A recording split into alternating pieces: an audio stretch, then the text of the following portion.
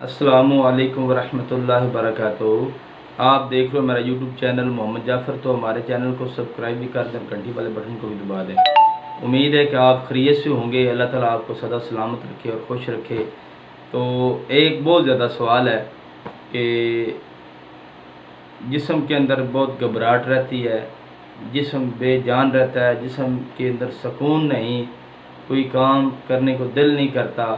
तो ये बहुत ज़्यादा सवाल है। आज मेरे पास एक मरीज़ आया है। तो जब मैंने उसकी तशख़ीस करने के बाद मुझे पता चला कि इसको ये तो मसला बीमारी की वजह से है। लोगों ने उसे डराया हुआ था, ये तो जादू का मसला हो गया आपके ऊपर। तो वो बहुत बंदा परेशान था, डराया हुआ था और विस्वस और खौफ था उसके अंदर।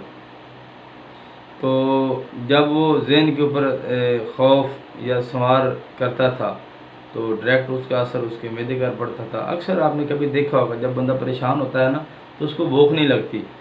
तो जब वो ये डरा हुआ था, खौफ को अपने ज़हन पर संवार करता था तो उसका असर डायरेक्ट उसके मैदे पर पड़ता था।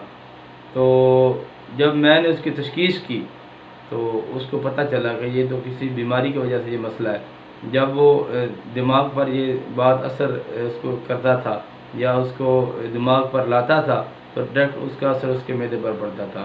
तो उसको शदीद किस्म की घबराहट, जिस्म बेजान, सुकून और दम घुटने लगता था, सांस मुश्किल से आता था, तो किसी काम को करने का दिल नहीं करता।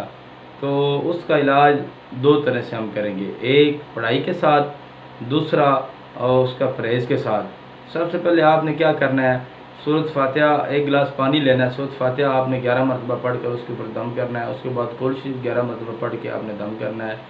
तो उसके बाद ला हौला वला कुव्वता इल्ला बिल्लाहिल अलिय्यिल अज़ीम, यह आपने 300 मरतबा पढ़ कर आपने दम करना है।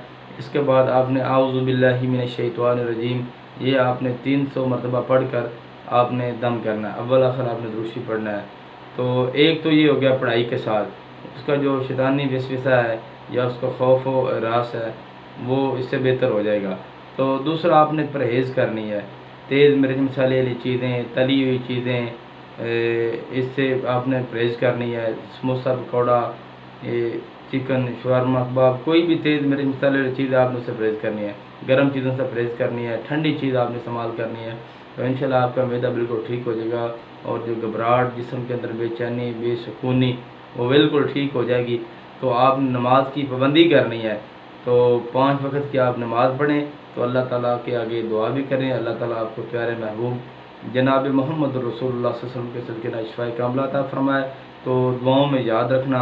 अल्लाह हाफ़िज़।